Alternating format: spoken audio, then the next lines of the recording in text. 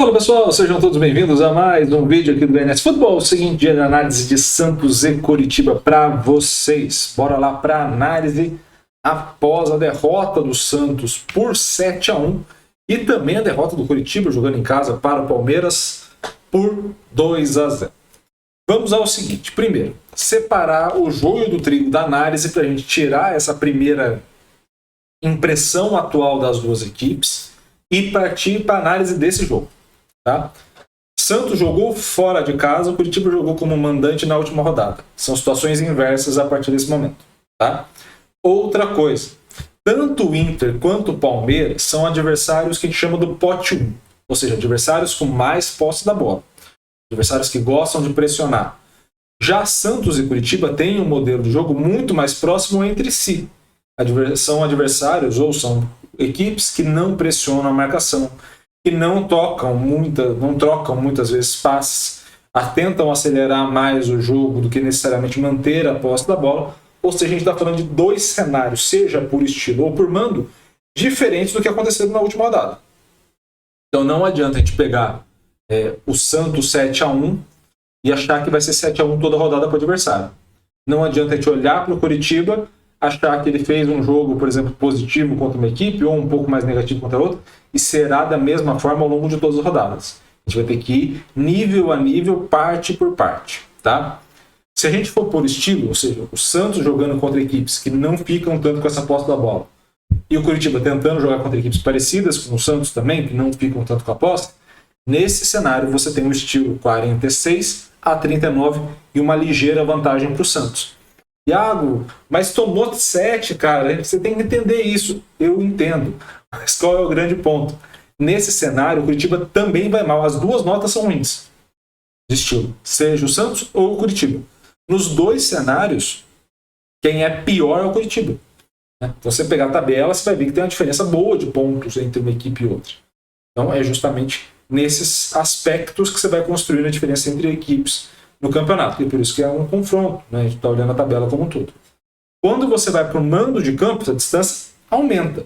Então, o Coritiba jogando fora é o pior cenário para ele, o Santos jogando em casa é o melhor cenário. Quer dizer que o Santos é o novo Bayern de Munique jogando em casa? Não. Quer dizer que o Santos melhora em relação ao cenário que era ruim.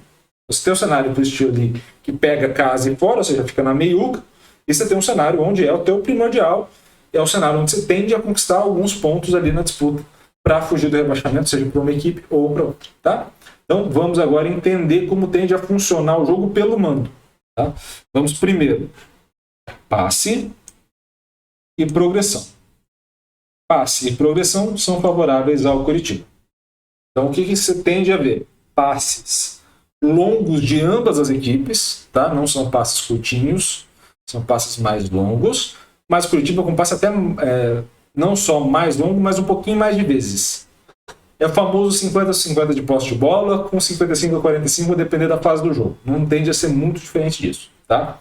O que acontece com o Santos é que ele recupera mais rápido quando joga na Vila, comparado ao Coritiba jogando fora. Então, basicamente, essa é a grande diferença. Quando você tende a ir para as pontas da tabela, aí, você tende a ver a diferença favorável para o Santos. Então, quando vai finalizar, o Santos finaliza mais e tem uma melhor taxa de conversão. Então, na hora que o Santos for finalizar, e isso passa muito pelo Marcos Leonardo, você tem duas vantagens para a equipe do Santos.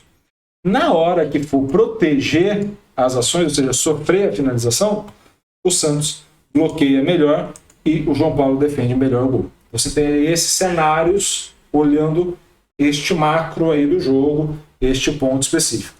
Você acaba tendo o Santos alternando posse de bola com o Coritiba, mas aproveitando melhor e se defendendo um pouco melhor. Esses são os pontos que a gente tende a observar. O que acontece com o Santos jogando em casa, em laranja, e azul adversários parecidos com o Coritiba, ou seja, adversários que também são reativos.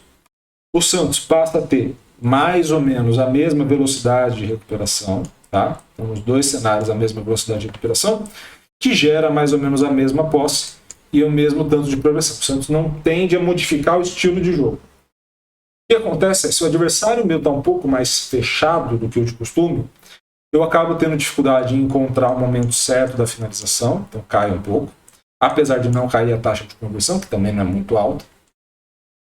eu acabo sofrendo mais contra-ataques, ou seja, se eu sofro mais contra-ataques, eu tenho uma dificuldade maior de bloquear, porque eu tenho menos jogadores atrás dessa linha da bola, e aí eu acabo dependendo mais do meu goleiro. Então eu compenso através desses dois e tenho uma pequena queda de performance por conta do chute certo a gol que eu deixo de fazer, tá? Quando eu vou para o Curitiba, em laranja eu tenho o Curitiba jogando como visitante, tá? Em azul eu tenho o Curitiba jogando contra equipes parecidas com o Santos. Você vai ver que não tem uma alteração muito grande nas velocidades de recuperação. Esse é o primeiro ponto. Eu também não tenho uma alteração muito grande em passe nem em progressão. Ou seja, as duas equipes mantêm o estilo de jogo delas, bom ou ruim ou mal de conversa, mas mantém o estilo. O que vai prejudicar ou melhorar? O cenário do Curitiba jogando fora de casa é muito ruim. E quando você coloca um cenário mais equilibrado para o Curitiba, ou seja, eu pego dados tanto de casa quanto fora, eu começo a ter um pouco mais de finalização, a taxa de conversão é a mesma, um pouco mais de defesa e a taxa de bloqueio é a mesma. Por isso que sobe esse cenário do Curitiba. Sobe porque, poxa, modifica demais, ele aproveita demais o ataque? Não. Basicamente é porque você inseriu critérios de casa e fora pelo conjunto. Curitiba assim, é como se fosse um cenário intermediário para ele. Esse cenário é muito ruim, o cenário intermediário é um pouquinho melhor. Então é por isso que sobe pouca nota, tá?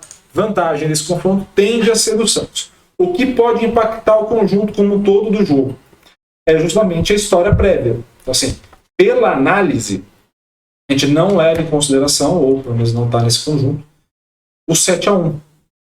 Mas a gente tem que entender que o jogo, ou a análise do jogo, é uma contagem de uma história. Então, o Santos entra mais pressionado. Se sai um gol do Curitiba logo, inverte-se a pressão. Entra o Santos também na zona de rebaixamento, ou seja, os dois pressionados por esse fator. E essa série de questões vão impulsionando, positivo ou negativamente, as equipes. E aí, é claro, o Santos tende a fazer pelo menos um gol na Vila. Mas se sofre um, a gente não sabe como essa molecada vai reagir a um cenário muito negativo, historicamente. Já se o Curitiba sofre um, o Curitiba tem dificuldade em produzir gols, de maneira geral. Então você não sabe como esse Curitiba também vai conseguir reagir. Se uma das duas equipes sofre o primeiro gol, tende a ir para cima. Como são equipes reativas, tendem a tomar o contra-ataque e não saber se proteger. Então, assim, é uma série de coisas que o primeiro gol talvez seja o melhor indicativo de sucesso dentro dessa partida. Mas é sempre bom ressaltar que haja o histórico que for, na hora de fazer a análise, você precisa separar as coisas para poder entender o conjunto num todo e também os cenários de forma específica. Beleza? Espero muito que vocês tenham gostado desse vídeo. Gostou, curta, comente, compartilhe esse vídeo com o máximo possível de gente. E é claro, se inscreva no canal e ative o sininho para receber todas as notificações. Um grande abraço a todos. Obrigado pelo carinho e pela audiência. Valeu. Até a próxima.